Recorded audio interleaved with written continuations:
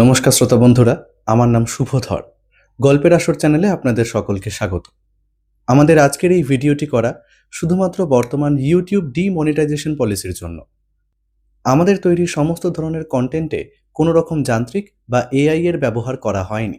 পুরোটাই মানুষের দ্বারা তৈরি বা নির্মিত। শুনতে থাকুন গল্পের আসর।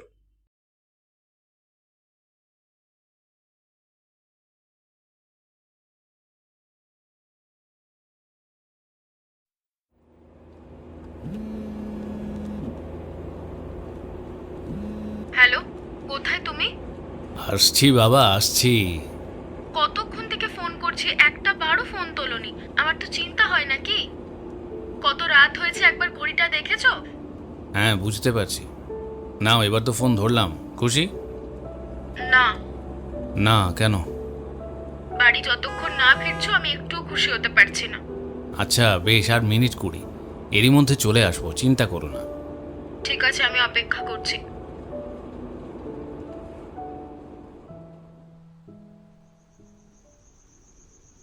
আপনাকে চিন্তিত লাগছে সলিলবাবু। আজকে আপনার মুখটা কেমন যেন দেখাচ্ছে। কিছু কি হয়েছে? মানে বাড়িতে কোনো গন্ডগোল? আর গন্ডগোল? আজ 1 মাস হলো তোমার বৌদি বাপের ঘরে গিয়ে বসে আছে, আর এদিকে আমার খাওয়া দাওয়া একেবারে লাটে উঠেছে। রান্নার মাসি ঠিক সময় আসে না, আর রান্নাও ঠিকঠাক করে না। এজন্য আমার খাওয়া দাওয়া ঠিক টাইমে হচ্ছে না। সেই জ্বালায় বদহজম শুরু হয়েছে। কি যে করি, দিন দিন কি যে এই হোটেলে খাওয়া দাওয়া, এটা কি ঠিক? বয়স হচ্ছে তো, তেল মশলা কি সহ্য হয়? সে তো বটেই। তা বৌদি কি বলছেন, কবে ফিরবেন? ওনার এখন দিদি, বোন, দাদা, মাসি, মেসো, পিসি সবাই এসে ছুটেছে। তাদের সাথে অনেক দিন পর নাকি তাদের দেখা হয়েছে। এখন তিনি আসবেন না। এ তো চিন্তার বিষয়। তাহলে আপনি কি করবেন? কি আর করব? কি কতদিন এভাবে টিকে থাকতে পারি? আর একান্ত না পারলে তখন বাধ্য হয়ে ওকে নিয়ে আসতে হবে আর কি। আপনার ছেলে মেয়ের কি খবর? মানে ওরা এখন কেমন আছে? পড়াশোনা কেমন চলছে? সবাই ভালো আছে, পড়াশোনাও দিব্যি চলছে। আসবে হয়তো পরের মাসে, ছুটি পড়েছে। আচ্ছা, বেশ। তা এক কাজ করুন, শরীর যদি বেশি খারাপ লাগছে তাহলে বাড়ি ফিরে যেতে পারেন। আমি এদিকটা সামলে নেব। না না সুজয়, হ্যাঁ সেটা বললে কি আর হয়? তার উপর এই খবর বড় সাহেবের কাছে গেলে তো আমার চাকরি এদিক ওদিক হয়ে যেতে পারে। না, ঠিক আছে, শরীরটা এখন ঠিক আছে, ওষুধ খেয়েছি। আচ্ছা বেশ বেশ, তাও আপনি চাইলে গাড়িতে গিয়ে বসুন, আমি এখানে আছি। সুজয় আর সলিলবাবু দুজনেই পুলিশের লোক। রাস্তায় চেকপোস্টে দাঁড়িয়ে টহলদারি দিচ্ছে। এমন সময় একটা গাড়িকে দেখা গেল। সুজয় গিয়ে রাস্তা আটকে দাঁড়ালো। গাড়িটা থেমে গেল। তারপর সুজয় বলে উঠল, দাঁড়ান দাঁড়ান। গাড়িটা থামল। দেখা গেল গাড়ির ভেতরে একজন ব্যক্তি বসে আছেন। দেখতে বেশ ছিমছাম, চোখে একটা রিমলেস চশমা। সুজয় জিজ্ঞাসা করল, এত রাতে আপনি কোথায় গিয়েছিলেন? আসলে স্যার, আমি ব্যবসার কাজে বাইরে গিয়েছিলাম, তাই একটু ফিরতে দেরি হয়ে গেল। আচ্ছা আচ্ছা। ড্রাইভারের পাশের সিটে একটা বড় প্যাকেট সুজয়ের নজরে পড়ল। দেখে কেক মনে হলো, তাও একবার জিজ্ঞাসা করল, কি আছে ওতে? আসলে স্যার, আজ আমার বউয়ের জন্মদিন, তাই ফেরার পথে কেক নিয়ে যাচ্ছি, ওটাই আছে। আচ্ছা বেশ, ঠিক আছে। তা কোথায় বাড়ি আপনার? যাদবপুরে। গাড়ির কাগজ আছে তো, আর লাইসেন্স? হ্যাঁ স্যার, দুটোই আছে। এই যে ধরুন, গাড়ির কাগজ আর লাইসেন্স। সুজয় সবকিছু ভালো করে দেখে নিয়ে বলল, আচ্ছা ঠিক আছে, যান আপনি। এরপর ব্যবসায়ী প্রণববাবু তার গাড়ি নিয়ে যেতে শুরু করলেই সলিলবাবু তড়িঘড়ি করে নিজেদের জিপ থেকে নেমে বললেন, গাড়িটাকে দাঁড় করাও সুজয়, গাড়িটাকে আটকাও। সলিলবাবুকে এতটা উত্তেজিত দেখে সুজয় বলে উঠল, কেন, কি হয়েছে স্যার? আরে ওই গাড়িটার ডিকিতে আমি যেন একটা মানুষের হাত দেখতে পেলাম, সেই জন্য বলছি। কি বলছেন স্যার? কিন্তু গাড়িটা তো বেরিয়ে গেল। এক্ষুনি আমাদেরকে ইনফর্ম করতে হবে, পরের চেকপোস্টে যেন গাড়িটাকে আটকানো হয়। Quick quick! সেই মতো সুজয় তাড়াতাড়ি পরের চেকপোস্টে ফোন করে সবটা বলে। হ্যালো হ্যালো, শুনতে পাচ্ছেন? এক্ষুনি লাল রঙের একটা গাড়ি, গাড়ির নাম্বার এই গাড়িটাকে যত দ্রুত সম্ভব কাটানোর ব্যবস্থা করুন। গাড়িটির ডিকিতে একটা মানুষের হাত দেখা গেছে। যত তাড়াতাড়ি সম্ভব গাড়িটাকে ধরতে হবে আমাদের। সেই খবর পরবর্তী চেকপোস্টে এসে পৌঁছাতেই গাড়িটাকে আটক করা হলো। একজন পুলিশ অফিসার বলে উঠলেন, গাড়ি থেকে নেমে আসুন। কেন, কি হয়েছে স্যার?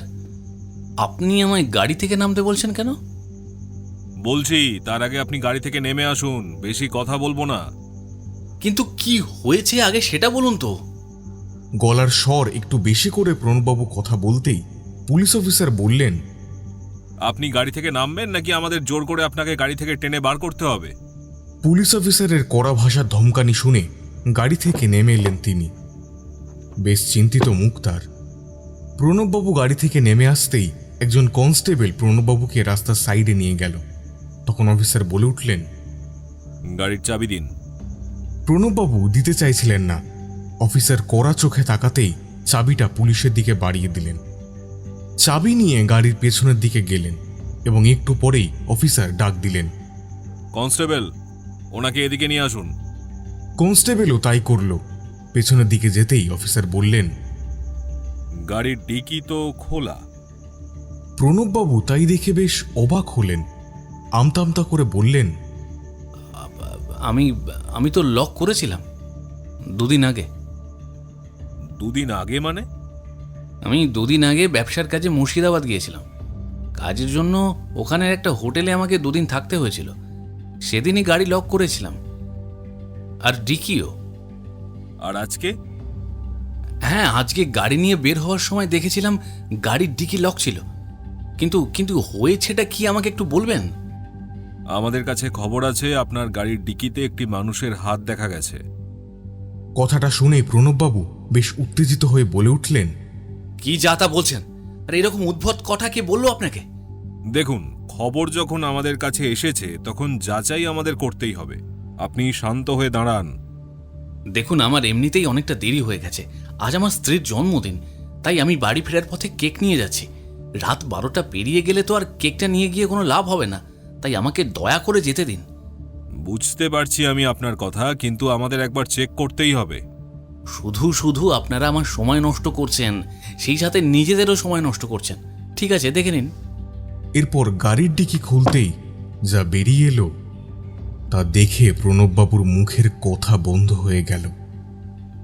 সত্যি গাড়ির ডিকিতে একজন মানুষ, মেয়ে মানুষ আছে। গাড়ির ভেতর মেয়েটিকে দেখে প্রথমে পুলিশ কোনো কথা না বললেও প্রণববাবুই প্রথমে বলে উঠলেন, এ কি, কে এই মেয়ে? আর আমার গাড়িতে এলো কিভাবে? সেটা তো আপনি বলবেন মিস্টার। আপনার গাড়ি থেকেই তো মেয়েটা বের হয়েছে। মেয়েটা মারা গেছে নাকি? কি বলছেন স্যার? আমি এসব ব্যাপারে কিছুই জানি না।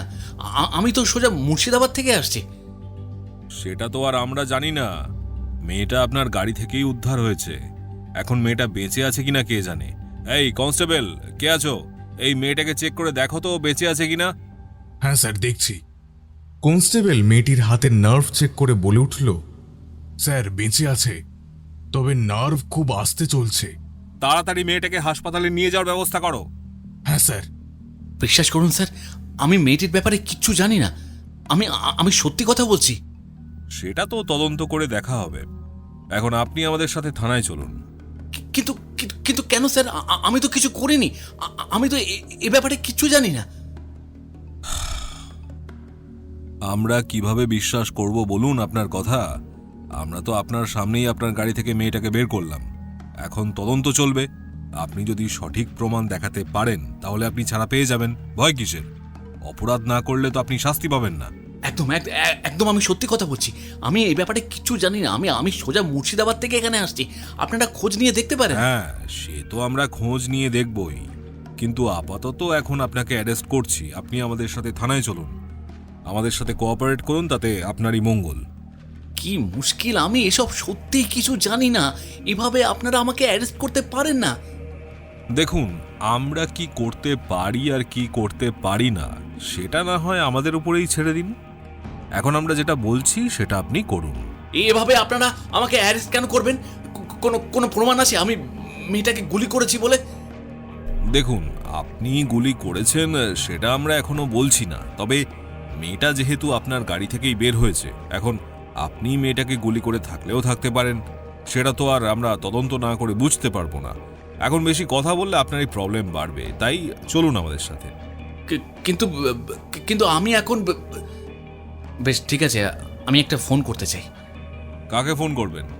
আমার স্ত্রীকে, কারণ আমি যে অ্যারেস্ট হয়েছি, বাড়ি ফিরতে পারছি না, এটা ওকে জানাতে হবে, না হলে ও শুধু শুধু টেনশন করবে। আচ্ছা বেশ, ঠিক আছে, আপনি ফোন করুন, তবে লাউড স্পিকার দেবেন। আচ্ছা বেশ ঠিক আছে। এরপর প্রণববাবু ফোন করেন ওনার স্ত্রীকে। ওনার স্ত্রী ফোন রিসিভ করেই বেশ রাগী গলায় বলে উঠলেন, কি ব্যাপারটা কি প্রণব? তোমার কি এখনো 20 মিনিট হয়নি? সেই কখন থেকে তুমি আমাকে বলে যাচ্ছ 20 মিনিট 20 মিনিট 20 মিনিট কি এখনো হয়নি তোমার? আর 10 মিনিটের মধ্যে তুমি যদি বাড়িতে না এসেছো তাহলে আমি কিন্তু দরজাই খুলবো না, আমি বলে দিলাম। প্রণববাবু চুপ করে রইলেন। কোনো উত্তর না পেয়ে দিশা আবার বলে উঠল, কি হলো, কি মুখে কুলু পেটেছো কেন? উত্তর দাও। আসলে দিশা একটা প্রবলেম হয়ে গেছে। হ্যাঁ, সে তো বুঝতেই পারছি। এত দেরি যখন হচ্ছে তখন নিশ্চয়ই কোনো প্রবলেম তো হয়েছে। তা কি প্রবলেম হয়েছে? প্রবলেমটা বলা যাবে কি? হ্যাঁ, আসলে পুলিশ আমায় ধরেছে। কি বললে? পুলিশ ধরেছে মানে? অ্যাক্সিডেন্ট করেছো নাকি? না না, সেটা না, আসলে কি তখন থেকে আসল নকল করছো বলো তো? আমার তো টেনশন হচ্ছে, বলো না কি হয়েছে। তারপরে প্রণববাবু সংক্ষেপে সমস্ত ঘটনা তার স্ত্রীকে খুলে বললেন। সব শুনে দিশা খুবই চিন্তিত হয়ে পড়ল। সে আর কোনো কথাই বলতে পারল না। শুধুমাত্র প্রণববাবু বললেন, দিশা দিশা শোনো আমার কথা, আমাকে আমাকে পুলিশ এখন থানায় নিয়ে যাচ্ছে, তুমি পারলে থানাতেই এসো। কিন্তু এত রাতে তোমাকে কোন থানায় নিয়ে যাচ্ছে? ভবানীপুর থানা। দিশার প্রশ্ন শুনে পুলিশ অফিসার নিজেই উত্তর দেন। আচ্ছা বেশ ঠিক আছে, তুমি ওনাদের সাথে যাও, আমি আসছি। এই বলে প্রণববাবু ফোন কেটে দেন। পুলিশ প্রণববাবুকে নিয়ে ভবানীপুর থানায় আসেন। ওদিকে গুলিবিদ্ধ মেয়েটিকে হাসপাতালে ভর্তি করা হয়েছে, তার অপারেশন চলছে। এর আধ ঘন্টা পরে প্রণববাবুর স্ত্রী দিশা থানায় এসে পৌঁছায়। সে বারে বারে বলে যে তার স্বামী এমন কোনো কাজ করতেই পারেন না। প্রণববাবু সমস্ত ঘটনাটা বলেন।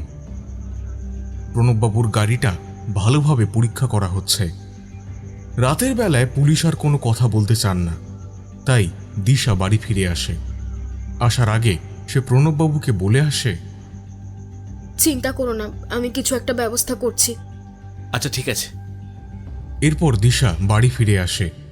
সারা রাত দু চোখের পাতা এক করতে পারেনি সে। বসে বসে শুধু ভেবেছে কি করা যায়, কোন উকিলকে ধরলে প্রণবকে বেআইনিভাবে পুলিশ মুক্ত করবে, এইসবই ভাবছিল। রাত তখন অনেকটা। ভোর হতে না হতেই দিশা তার এক বান্ধবীকে ফোন করে, আর সেই বান্ধবী জানায় যে আজকালকার পুলিশকে তো দেখেছিস, এরা কাজ কম করে, টাকা বেশি নেয়। তার উপর প্রণবদার বিনা কারণে শাস্তিও হয়ে যেতে পারে, কারণ প্রণবদার কাছে সেরকম কোনোই প্রমাণ নেই, আর ওরা 6কে 9 করে দিতেও পারে। তাই আমি একটা তোকে সলিউশন দিতে পারি। হ্যাঁ বলো না, কি? তুই এক কাজ কর, একজন প্রাইভেট ডিটেকটিভের কাছে যা, ওনাকে সমস্ত ঘটনা খুলে বল, আর তারপর ওনাকে তুই এই কেসের দায়িত্বটা দে, আসল সত্যটা খুঁজে বার করার। আজকাল প্রাইভেট ডিটেকটিভের চাহিদা কিন্তু খুব বেড়েছে। মানুষ আজকাল আর পুলিশের উপর বিশ্বাস রাখতে পারছে না। আমি তো কোনো প্রাইভেট ডিটেকটিভকে চিনিও না। আচ্ছা, আমি তোকে একজনের নাম্বার দিচ্ছি, তুই একটু যোগাযোগ করে দেখ। আচ্ছা, তিনি কেমন মানুষ? না মানে আবার উল্টো কিছু হবে না তো? প্রণবকে বাঁচাতে পারবে তো? উল্টে আবার ভাসিয়ে দেবে না তো? প্রণবদা যদি কোনো অন্যায় না করে থাকেন তাহলে কেন কেউ ওনাকে ভাসাবেন বল?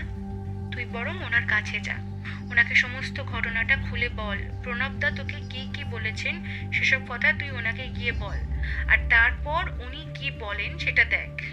আচ্ছা বেশ ঠিক আছে।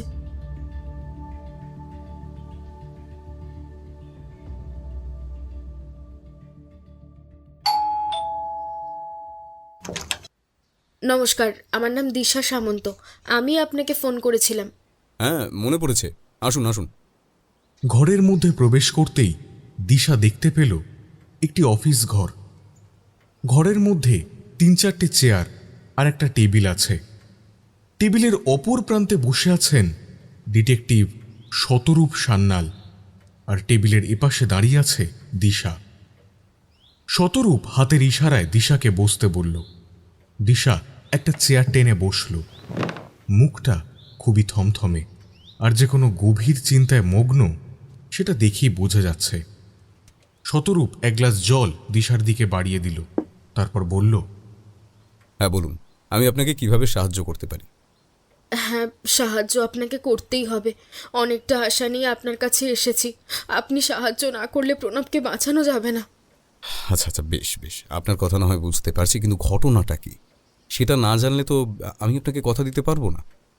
তাই আমাকে সবটা বলবেন, কোনো কথা লুকোবেন না। না না, লুকোবো কেন? সমস্ত কথাই আপনাকে বলবো। তারপর দিশা গত রাতের সমস্ত ঘটনা শতরূপকে খুলে বলল। সবটা শুনে শতরূপ বলল, আচ্ছা, তা আপনার স্বামী কাল রাতে কোথা থেকে আসছিলেন? মুর্শিদাবাদ থেকে। একটা ব্যবসার কাজে প্রণব মুর্শিদাবাদ গিয়েছিল 2 দিন আগে। কালকেই ফিরছিল। আস্তে আস্তে অনেকটাই রাত হয়ে যায়। আর কাল আমার জন্মদিনও ছিল, ওই জন্য কেকের দোকান থেকে কেক নিয়েও বাড়ি ফিরছিল। আর রাস্তাতেই পুলিশ ওকে আটক করে, আর ওর গাড়িটাও। ওই গাড়ি থেকে একটা মেয়েকে পুলিশ উদ্ধার করেছে। মেয়েটির গুলি লেগেছিল, হাসপাতালে ভর্তি আছে, তবে তার অবস্থা এখন কেমন আমি ঠিক জানি না। পুলিশ সন্দেহ করছে মেয়েটিকে গুলি প্রণব করেছে, কিন্তু বিশ্বাস করুন, প্রণব এমন মানুষই না, ও গুলি করতে পারে না। আচ্ছা, এখন প্রণববাবু কোথায় আছেন, কোন থানায় আছেন? ভবানীপুর থানায়। আমি থানায় গিয়েছিলাম, কিন্তু ওনারা আমার কোনো কথা শুনতে চাইছেন না। ওনারা বললেন যে ওনারা তদন্ত করবেন, আর তারপর যা প্রমাণিত হবে তখন সেটা আমাদের মেনে নিতে হবে। আর ততদিন প্রণবকে ছাড়াও হবে না, আর জামিন দেওয়াও হবে না। আচ্ছা বেশ, ঠিক আছে, আমি দেখছি কি করা যায়। তবে আমার কয়েকটা প্রশ্ন আছে, সেগুলোর একটু উত্তর দিন তো। হ্যাঁ, বলুন না। বলছি, প্রণববাবুর কোনো শত্রু আছে? আপনি সে ব্যাপারে কিছু জানেন?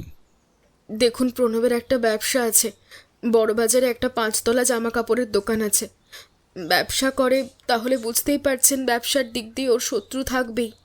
কিন্তু সেই শত্রুর তালিকায় কে বা কারা আছে সেটা আমি জানি না। আচ্ছা, সেটা না হয় আমি প্রণববাবুর কাছ থেকে জেনে নেব। তাহলে কি আপনি কেসটা নিচ্ছেন? হ্যাঁ, আমি কেসটা নিচ্ছি, তবে একটা কথা আমি আপনাকে জানিয়ে রাখি আগে থেকেই, প্রণববাবু যদি সত্যি দোষী হন তাহলে ওনাকে শাস্তি পেতেই হবে।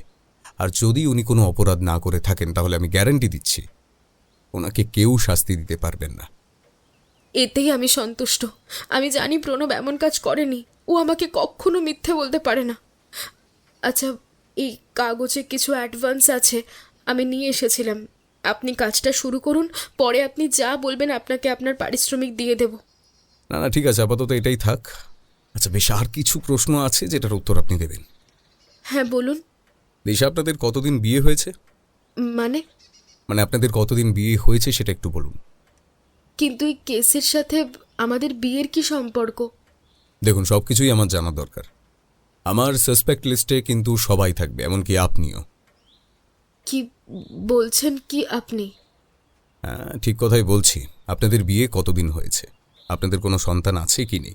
আপনাদের বিবাহিত জীবন কেমন? এমনকি আপনার প্রণববাবুর কোনো অ্যাফেয়ার আছে কিনা, সেই সবই আমাকে জানতে হবে।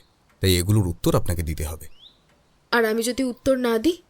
দেখুন, আপনি আমাকে কেসটার দায়িত্ব নিতে বলেছেন, এই কথা ঠিক আছে। এবার কেসের জন্য আমার যা যা ভালো মনে হবে আমি তাই তাই করব। আমার সন্দেহের তালিকা থেকে কেউ বাদ যাবে না, এমনকি আপনিও না। আপনি আমার কাছে কেসটা নিয়ে এসেছেন, আর এটা ভেবে যদি আপনি মনে করেন আপনি সন্দেহের তালিকা থেকে বাদ যাবেন তাহলে আপনি ভুল ভাবছেন। এখন দেখুন আপনি কি করবেন। যদি আমি এখন আর আপনাকে কেসটা না দিই? কিছুই না, তাহলে আমি বুঝে নেব যে এই কেসে আপনার হাত আছে। হয়তো আপনি ষড়যন্ত্র করে প্রণববাবুকে ফাঁসিয়েছেন। এখন আপনি সকলের সামনে সাধু সাজছেন। কি যা তা বলছেন? যাতা বললেও এটাই সত্যি, হতেও তো পারে এই সব কিছুই আপনি প্ল্যান করেছেন। আপনার কাছে আসাই আমার উচিত হয়নি। কথাগুলো বলেই দিশা শতরূপের অফিস ঘর থেকে বেরিয়ে যাচ্ছিল। তখন শতরূপ বলে উঠল, আমার কথা হয়তো বোঝেননি, কথাগুলোর গভীরতা বুঝুন। আপনি হয়তো ভাবছেন আমি আপনাকে অসম্মান করছি, কিন্তু একবার ভালো করে ভেবে দেখুন, প্রণববাবুর সঙ্গেই এমনটা কেন হলো? নিশ্চয়ই কোনো শত্রু আছে ওনার। হতে পারে আমার ভাবনা ভুল, তাহলে তো আপনার উত্তর দিতে কোনো অসুবিধা হওয়ার কথা নয়। আপনি উত্তর না দিলে কিন্তু আমার সন্দেহগুলো আমি সঠিক মনে করব। দেখুন, আপনি যা বলছেন তার কোনো কারণ নেই। ঠিক আছে, আমি উত্তর দেব আপনার সকল প্রশ্নের, তবে শুধু আপনাকে ভুল প্রমাণিত করার জন্য। আমার আর প্রণবের বিয়ে 3 বছর আগে হয়েছে। ভালোবেসে বিয়ে করেছিলাম আমরা। চেয়ারে বসে কথাগুলো বলতে পারেন। হ্যাঁ। না, আমি বলছি আপনি দাঁড়িয়ে দাঁড়িয়ে এতগুলো প্রশ্নের উত্তর কিভাবে দেবেন? শতরূপের কথা শুনে দিশা এবার আরো বিরক্ত হলো, কিন্তু তাও নিজেকে সামলে নিয়ে সে বলল, আপনার ব্যাপারে অনেক ভালো কথা শুনেছিলাম, কিন্তু আপনার সাথে পরিচয় হয়ে বুঝতে পারছি সবটাই লোক দেখানো। হতে পারে আপনিও একদিন এই লোক দেখানো প্রশংসা করবেন। দিশা আর কোনো কথা বলল না, চেয়ার টেনে বসে পড়ল। তারপর ধীরে ধীরে বলতে শুরু করলো। আজ থেকে 4 বছর আগে আমার সাথে প্রণবের দেখা হয়েছিল আমাদের আশ্রমে। প্রণবের বাবা ওই আশ্রম প্রতিষ্ঠা করেছিল। একদিন প্রণব এসেছিল সেই আশ্রমের একটা অনুষ্ঠানে। সেদিনই আমাদের প্রথম দেখা হয়। আমাকে প্রথম দেখেই ওর খুব পছন্দ হয়েছিল। তারপর আমার সাথে প্রণব যোগাযোগ করে, ওর ভালোবাসার কথাও বলে। প্রথমে আমি রাজি হইনি, কিন্তু দিনের পর দিন ওর ব্যবহার আমাকে ওর প্রতি আকৃষ্ট করে। আমার কথা প্রণব ওর বাবা মাকেও বলে। ওরা আমাদের সম্পর্ক কিছুতেই মানতে চায়নি, বিশেষ করে প্রণবের মা। কিন্তু প্রণব ঠিক করে বিয়ে করলেও আমাকেই করবে। আমি অনাথ। প্রণব ছাড়া আমার আর কেউ নেই, আমাদের কোনো সন্তানও নেই। কেন জানি না, আমার মনে হয় আমার জন্যই প্রণব ওর বাবা মায়ের থেকে আলাদা হয়েছে বলে ঈশ্বর হয়তো আমার কোলও খালি রেখেছেন। কিন্তু বিশ্বাস করুন, আমি প্রণবকে অনেক মানা করেছিলাম, ও আমার একটাও কথা শোনেনি। প্রণব আমাকে বিয়ে করলো, তারপরই ওকে ওর বাড়ি থেকে ওর বাবা মা বেরিয়ে যেতে বলল। প্রণব আমাকে নিয়ে ওই বাড়ি থেকে বেরিয়ে আসে। তারপর প্রণব একটা লোনের আবেদন করে, নতুন ব্যবসাও শুরু করে। ঈশ্বর আছেন, তাই অল্প দিনের মধ্যেই প্রণব দাঁড়িয়ে যায়। আর অ্যাফেয়ারের কথা বলছিলেন, বিশ্বাস করুন আমি ঠিক যতটা ওকে ভালোবাসি, ও আমাকে তার থেকেও বেশি ভালোবাসে। কোনোদিন আমাদের মধ্যে কোনো ঝগড়াও হয়নি। জানি না এরকম একটা বিপদ কোথা থেকে আমাদের জীবনে নেমে এলো। প্রণববাবু যে অ্যারেস্ট হয়েছেন সে কথা কি আপনি ওনার বাবা মাকে জানিয়েছেন? না, এখনো পর্যন্ত জানাইনি। আমি প্রণবকে জিজ্ঞাসা করেছিলাম, কিন্তু ও বারণ করেছে। এবার আপনিই বলুন আমি কি করব। আচ্ছা, তা ওনারা কোথায় থাকেন? কলকাতাতেই থাকেন। তাহলে তো ওনারাও একটা দিন জেনে যাবে। হ্যাঁ, খবরের কাগজে যদি খবরটা বের হয় তাহলে তো জেনে যাবেনি। ওনাদের বাড়ির ঠিকানা আমাকে দেবেন? কেন? ওই যে বললাম, তদন্তের স্বার্থে আমার যা যা ভালো মনে হবে আমি তাই তাই করব। এগুলো আমার নিয়ম বলতে পারেন। আচ্ছা বেশ, আমি দিয়ে যাব। সেই সঙ্গে আপনার বাড়ির ঠিকানাটাও দিয়ে যাবেন। আপনার ফোন নাম্বারটা তো আছেই আমার কাছে। বলছি, ইদানিং প্রণববাবুর ব্যবহারে আপনি কোনো পরিবর্তন লক্ষ্য করেছিলেন? মানে কোনো ফোন কল, এমন কিছু কথা যা আপনার খানিকটা অস্বাভাবিক মনে হয়েছিল, কিন্তু আপনি তখন তেমন একটা গুরুত্ব দেননি। একটু মনে করে বলবেন? কথাটা শোনার পর দিশা বেশ কিছুক্ষণ ভাবল, তারপর বলল, না, প্রণব একেবারে স্বাভাবিকই ছিল। আচ্ছা বেশ, অনেক ধন্যবাদ মাথা ঠান্ডা রেখে আমার প্রশ্নের উত্তর দেওয়ার জন্য। না না, ঠিক আছে। আসলে সত্যি প্রথমে আমার মাথাটা খুব গরম হয়ে গিয়েছিল। আসলে আমার মানসিক অবস্থা খুব চাপে আছে, তো তাই এমন ব্যবহার করে ফেলেছি। কিন্তু পরে ভেবে দেখলাম আপনি যা সন্দেহ করেছেন তার সঠিক কারণ আছে। বেশ, আমি আজ তবে আসছি। আপনি কিছু জানতে পারলে কিন্তু আমাকে অবশ্যই জানাবেন। অবশ্যই, এটা তো আমার কর্তব্য। 2 বাড়ির ঠিকানা লিখে দিয়ে দিশা চলে যায়। দিশা চলে যেতেই শতরূপ চেয়ারে হেলান দিয়ে বেশ কিছুক্ষণ কেসটা নিয়ে একটু ভাবে, আর তারপরে নিজের ফোনটা তুলে নেয়, একটা নাম্বার ডায়াল করে। প্রথমবার ফোনটা কেটে গেলে দ্বিতীয়বার রিং হতেই ফোনটা রিসিভ হয়। তারপর শতরূপ বলে, হ্যালো আশিসদা, আমি শতরূপ বলছি। হ্যাঁ বলো, হঠাৎ কি মনে করে আমাকে ফোন? নিশ্চয়ই কোনো কেসের ব্যাপারে, না হলে তো তোমার খবরই পাওয়া যায় না। না না, সেরকম কিছু না, আসলে সময় পাই না একদমই। তবে তুমি ঠিক কথা বলেছ, একটা কেসের ব্যাপারেই তোমার সঙ্গে কথা বলতাম। তুমি কি এখন লালবাজারে আছো? হ্যাঁ, আমার আর কি কাজ বলো?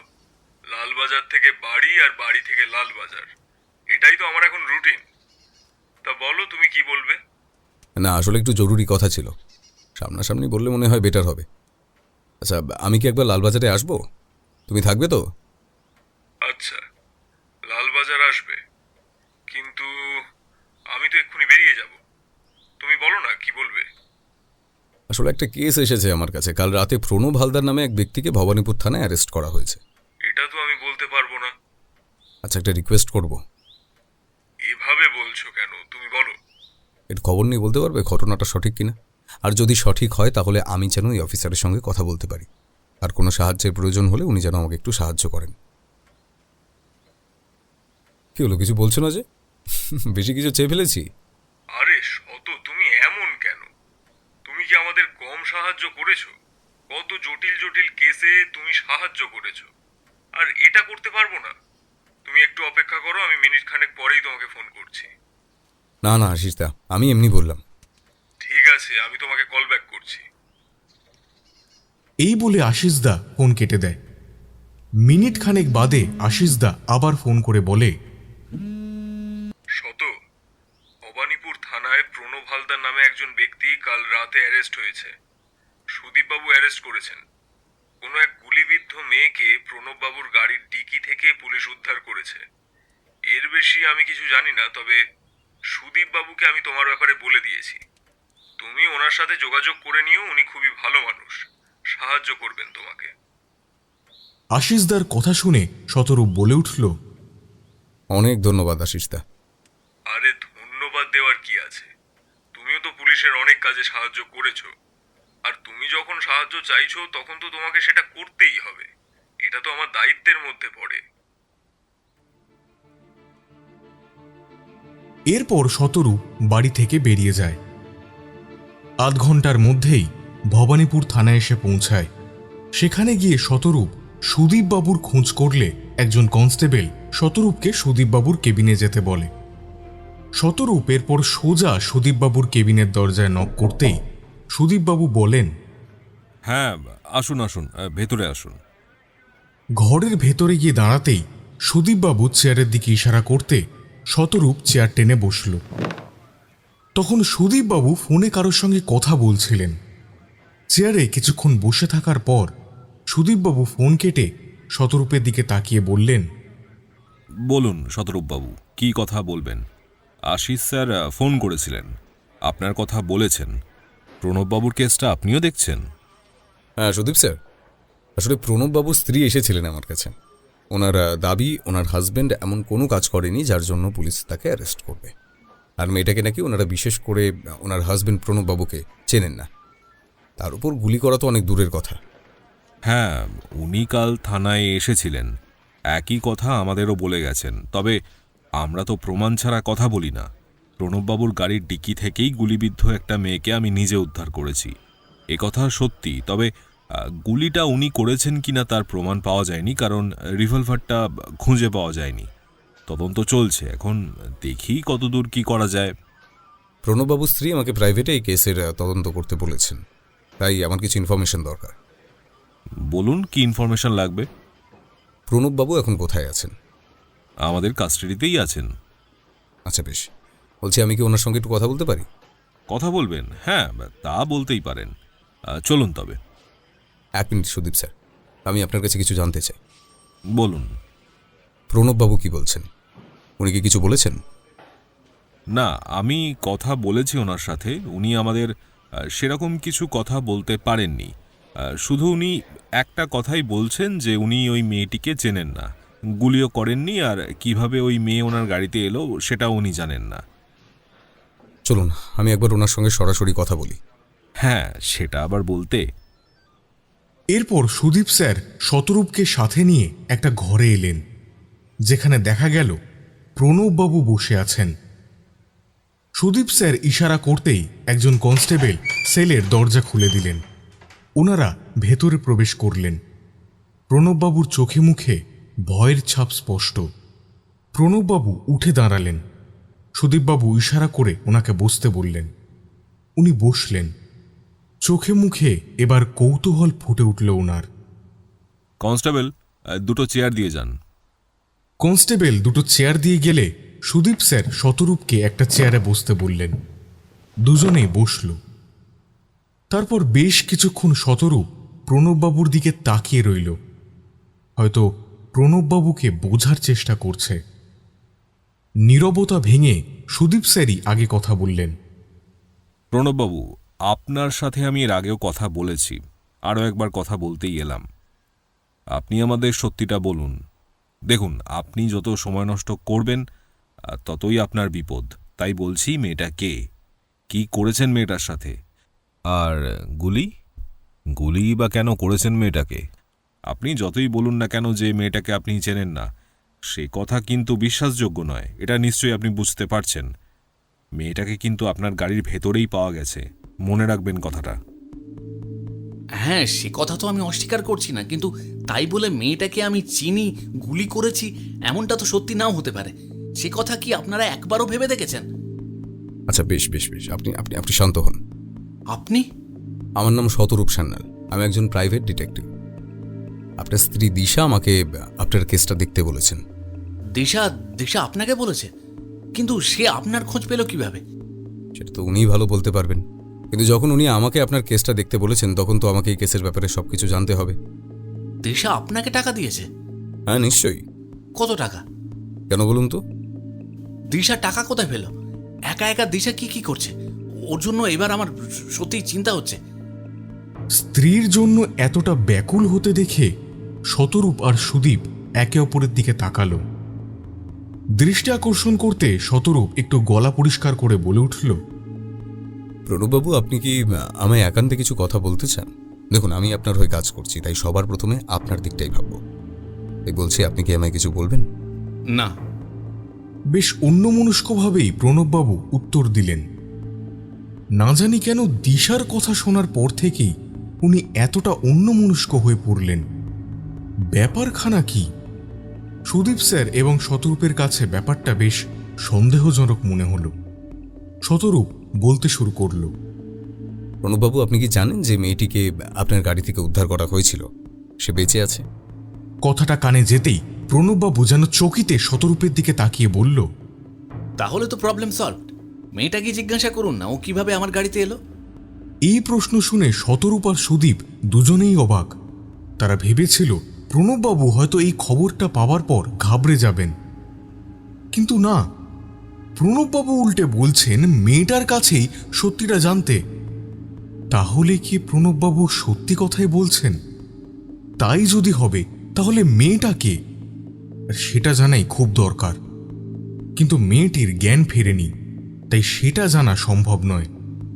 শতরূপ জিজ্ঞাসা করল, সে কথা তো আমরা জিজ্ঞাসা করবই, কিন্তু আপনার কাছে জানতে চাইছি, কাল আপনি মুর্শিদাবাদ থেকে কখন বেরিয়েছেন, কোথায় কোথায় গাড়ি দাঁড় করিয়েছেন?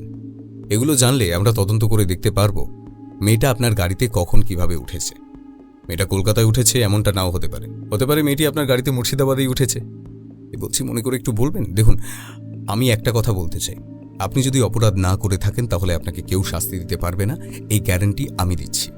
কিন্তু যদি আপনি মিথ্যে কথা বলেন, আইনের চোখে ধুলো দিয়ে পুলিশের তদন্তকে অন্য পথে চালনা করার চেষ্টা করেন, তাহলে আমি নিজে দাঁড়িয়ে থেকে আপনার শাস্তির ব্যবস্থা করব। আপনার স্ত্রী আমার কাছে অনুরোধ করেছেন অনেকটাই। উনি বিশ্বাস করেন যে আপনি কোনো অন্যায় কাজ করতেই পারেন না, এমনকি আপনি ওনাকে কোনোদিন মিথ্যে কথা বলতে পারেন না। শতরূপ কথাটা বেশ কড়া গলায় বলল। প্রণববাবু শতরূপের দিকে তাকিয়ে বলল, আমি জানি না দিশা কি বলেছে আপনাকে, কিন্তু আমি আপনাকে বলছি, আমি মেয়েটাকে সত্যিই চিনি না। মেয়েটাকে আমি কালকেই প্রথমবার দেখেছি। আমি জানি না মেয়েটা কিভাবে আসলো আমার গাড়িতে। আচ্ছা, তাহলে আপনার কাছে আমার কয়েকটা প্রশ্ন আছে যেগুলো আমি সরাসরি উত্তর চাই। হ্যাঁ, বলুন, কি প্রশ্ন আছে? আপনি কালকে কোথা থেকে ফিরেছিলেন? আমি 2 দিন আগে ব্যবসার কাজে মুর্শিদাবাদ গিয়েছিলাম, আর কালকেই ফিরছিলাম। আপনার কি ব্যবসা? টেক্সটাইলের ব্যবসা। আচ্ছা, তাহলে কালকে আপনি বাড়ি ফিরছিলেন, তাই তো? হ্যাঁ, কালকে আমি বাড়ি ফিরছিলাম। নিজের গাড়ি করেই গিয়েছিলাম, আর ওই গাড়ি করেই ফিরছিলাম। মুর্শিদাবাদ থেকে যখন আপনি বের হন তখন নিশ্চয়ই আপনার গাড়ির ডিকিতে মেয়েটা ছিল না? না, একদমই না। কিন্তু এটাও সত্যি যে আমি গাড়ির ডিকি চেক করিনি। লক করাই ছিল, তাই আর চেক করিনি। কিন্তু মেয়েটা তো আপনার গাড়ির ডিকি থেকেই বের হয়েছে, সেক্ষেত্রে নিশ্চয়ই কেউ ডিকি ওপেন করেছিল। সেটাই তো আমি জানি না, কিন্তু আমার যতদূর মনে আছে তাতে আমার গাড়ির ডিকি লক করা ছিল। আচ্ছা বেশ, তাহলে মুর্শিদাবাদ থেকে সোজা আপনি গাড়ি করে বাড়ি ফিরছিলেন। আপনি কোথায় দাঁড়িয়েছিলেন একটু মনে করে বলবেন? এরপর প্রণববাবু মনে করার চেষ্টা করেন। কিছুক্ষণ পর বলেন, হ্যাঁ, গাড়ি আমি দাঁড় করিয়েছিলাম। কোথায় কোথায়? আমি বেশ কিছু জায়গায় দাঁড়িয়েছিলাম। মুর্শিদাবাদ থেকে ফেরার পথে 3টে ট্রাফিক সিগন্যালে, আর কাল আমার স্ত্রীর জন্মদিন ছিল, তাই কেকের দোকান থেকে কেকটা নেওয়ার সময় গাড়িটা আমি দাঁড় করিয়েছিলাম। আপনি কি তখন গাড়িতেই বসেছিলেন? হ্যাঁ, ট্রাফিক সিগন্যালে যখন দাঁড়িয়েছিলাম তখন আমি গাড়িতেই ছিলাম। কেউ যদি আপনার গাড়ির ডিকি খুলে ভেতরে ঢোকে তাহলে কি সেটা আপনি বুঝতে পারবেন? অবশ্যই। বেশ, এবার তাহলে কেকের দোকান, আপনি কি তখন গাড়িতে বসেছিলেন? না, আমি তখন গাড়ি থেকে নেমে গিয়েছিলাম কেকটা কেনার জন্য। দোকানের নাম আর ঠিকানা বলুন, সেই সঙ্গে যে যে ট্রাফিক সিগন্যালে আপনার গাড়ি দাঁড়িয়েছে তার নাম বলুন। আচ্ছা বেশ। এরপর প্রণববাবু সব জায়গার ঠিকানা দিয়ে দেয়। সুদীপ স্যার আর শতরূপ সেল থেকে বেরিয়ে আসে, তবে আসার সময় বলে আসে, আমি আগেও বলেছি, আরেকবার বলছি, আপনি যদি কিছু না করে থাকেন তাহলে ভয় পাবেন না, ঠিক আছে? ঠিক আছে, অনেক ধন্যবাদ আপনাকে। আপনি সত্যিটা যত তাড়াতাড়ি পারেন খুঁজে বার করুন স্যার। স্যার না, আমিও আপনার মতো সাধারণ মানুষ। আজ আসি, পরে আবার আসবো। এরপর সুদীপ স্যার আর শতরূপ বাইরে বেরিয়ে এসে দাঁড়ায়। শতরূপ বলে, স্যার, প্রণব যে যে ঠিকানা দিয়েছে সেখানে খোঁজ নিয়ে দেখুন, তাহলেই সত্যিটা জানা যাবে। এসব করে কি কোনো লাভ হবে? এটা যতক্ষণ আমরা সত্যিটা জানতে পারবো ততক্ষণ কিছুই বলা সম্ভব নয়। আচ্ছা বেশ, আমি খবর নিতে বলছি। এমন সময় সুদীপ স্যারের ফোনটা বেজে উঠল। রিসিভ করতেই ওপাশ থেকে একজন ডাক্তার বলে উঠলেন, স্যার, আপনাকে একটা কথা জানানোর ছিল। হ্যাঁ বলুন, মেয়েটা ঠিক আছে তো? হ্যাঁ, মেয়েটা ঠিক আছে, তবে তবে কি? কাল যখন মেয়েটাকে হাসপাতালে নিয়ে আসা হয় তখন ওর পায়ের তলা থেকে আমরা সিমেন্ট পেয়েছি। মানে? মানে স্যার, মেয়েটির পায়ে জুতো ছিল না, তাই খালি পায়ে হেঁটে এসেছে। সেই কারণে তার পায়ে সিমেন্টের কণা আমরা পেয়েছি। এর থেকে এটা জানা যায় যে মেয়েটি এমন কোনো জায়গা থেকে এসেছিল যেখানে সিমেন্টের কাজ হচ্ছিল বা এখনো হচ্ছে। কি করেছেন আপনি ডাক্তার আলোক? আপনি তো আমাদের হাতে একটা বড় ক্লু তুলে দিয়েছেন, অনেক ধন্যবাদ আপনাকে। বলছি, মেয়েটার জামা কাপড় পরীক্ষা করা হয়েছে? হ্যাঁ স্যার, হয়েছে। মেয়েটির জামায় বেশ কয়েকজনের হাতের ছাপ পাওয়া গেছে। বেশ, ফিঙ্গারপ্রিন্টগুলো আমাকে পাঠিয়ে দেবেন। Okay sir. সুদীপ স্যার ফোনটা কেটে সব কথা শতরূপকে বলে। শুনে শতরূপও বেশ এক্সাইটেড হয়ে পড়ে। সে বলে, তাহলে এখন কি করবেন স্যার? এখন আপাতত আমি খবর নিতে বলেছি, দেখি এই সিমেন্টের খবরটা বলে কোনো খবর পেলেই আমি আপনাকে জানাবো। আচ্ছা, তাহলে এখন আমি আসছি। হাতের ঘড়ির দিকে তাকিয়ে দেখল শতরূপ। বেলা তখন অনেকটাই, দুপুর প্রায় হয়েই এসেছে। বাইরে গরমও বেশ পড়েছে। বাড়ি ফিরে এলো শতরূপ। বাড়িতে এসেই আগে স্নানটা সেরে নিল সে। তারপর নিজের ঘরে বসে কেসটা নিয়েই ভাবছিল সে। এমন সময় মাসি এসে বলে গেল, বলি বেলা তো অনেক হয়েছে, খাবার কি দেব? কথাটা কানে যেতেই শতরূপ বাস্তবের মাটিতে এসে দাঁড়ালো। তারপর হ্যাঁ বলতেই যাবে অমনি ফোনটা বেজে উঠল। ফোনের শব্দ শুনেই মালতী মাসি মুখটা বেজার করে বলে উঠল, ওই হয়েছে এক আপদ, যখন তখন শুধু বাজতেই থাকে। শতরূপ আর কোনো কথা বলল না, শুধু বলল, তুমি ভাত বাড়তে যাও, আমি আসছি। ও আশা তো আর এখন হবে না। না না, আমি এক্ষুনি চলে আসবো, তুমি যাও। এই বলে মালতী মাসি রান্নাঘরের দিকে এগিয়ে গেল। ফোনটা হাতে নিয়ে শতরূপ দেখল দিশা ফোন করেছে। ফোনটা কেটে গিয়েছিল, তাই নিজেই কল ব্যাক করে বলল, হ্যাঁ বলুন। আসলে জানতে চাইছিলাম আপনি কি কিছু জানতে পেরেছেন? না মানে একটু তো দুশ্চিন্তায় আছি, একা আমি কি করব কিছু বুঝতে পারছি না, তাই ফোন করলাম। চিন্তা করবেন না, তদন্ত চলছে, প্রণববাবুর সঙ্গে দেখা করে কথা হয়েছে। কেমন আছে ও? শতরূপ একটু থেমে বলে উঠল, প্রণববাবু ভালো আছেন, আপনাকে চিন্তা করতে মানা করেছেন আর নিজের খেয়াল রাখতে বলেছেন। আপনি এত চিন্তিত হবেন না, আমি তো দেখছি কি করা যায়। আচ্ছা বেশ, তাহলে এখন রাখছি। কি মনে হতেই শতরূপ বলে উঠল, হ্যাঁ, খাবার খেয়েছেন? ওপাশে দিশা চুপ।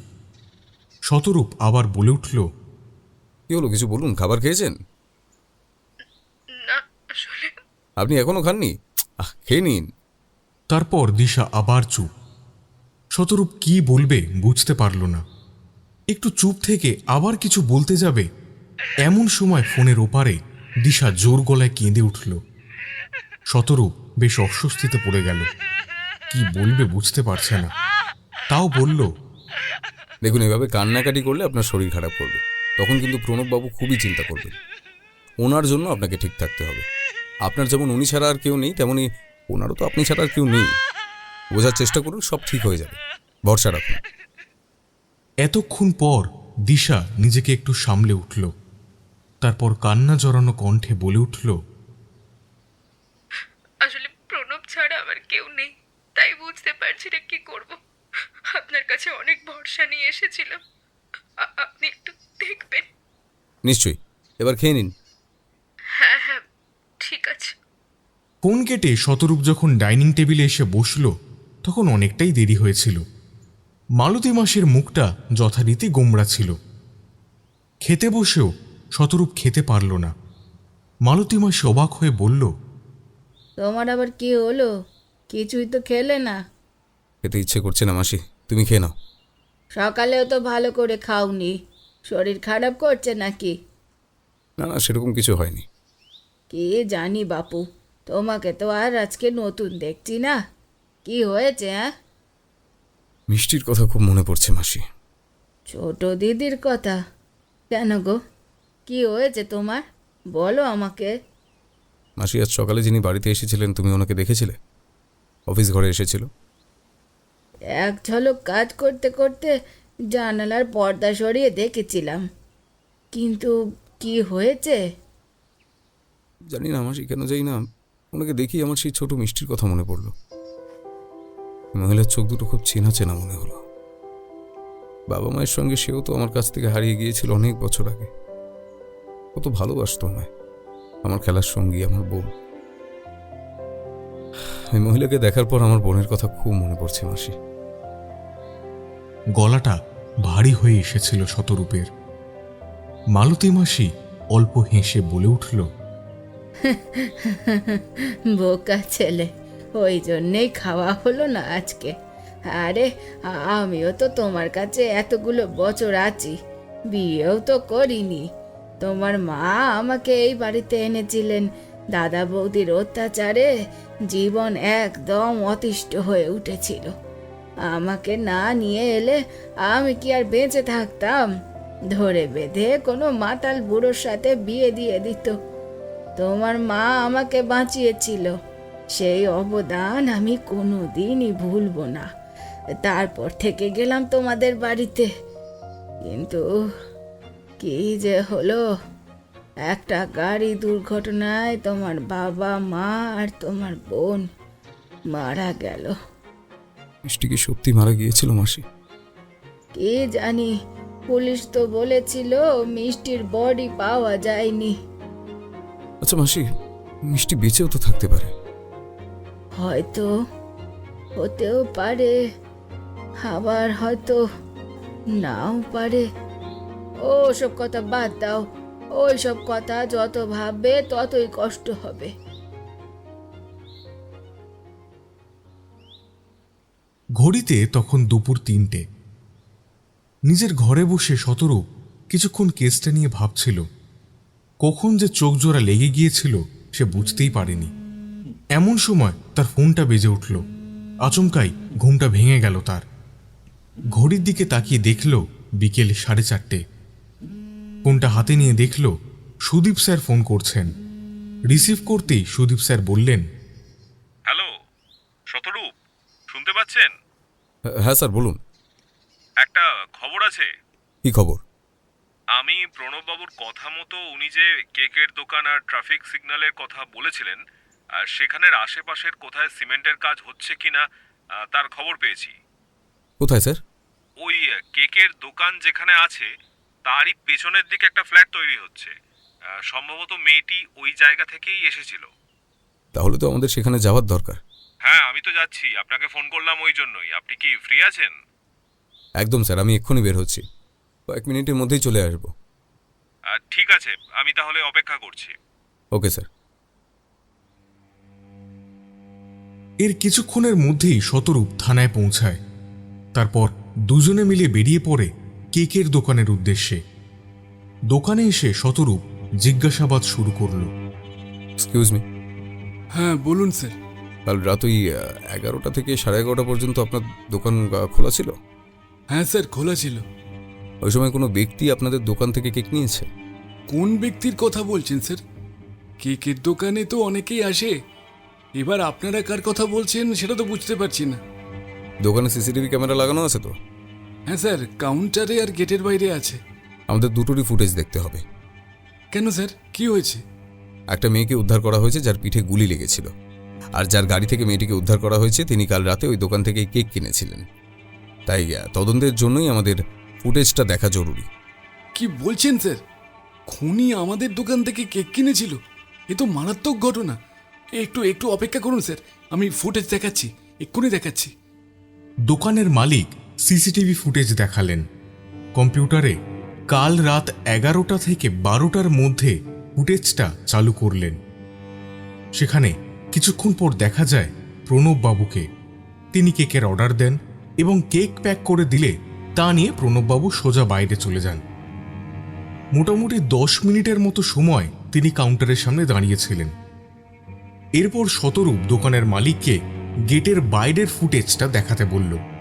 মালিক তাই দেখালেন। সেখানে দেখা যায় প্রণববাবু কেকটা নিয়ে সোজা গাড়িতে গিয়ে বসলেন আর তারপর গাড়ি স্টার্ট করে চলে গেলেন।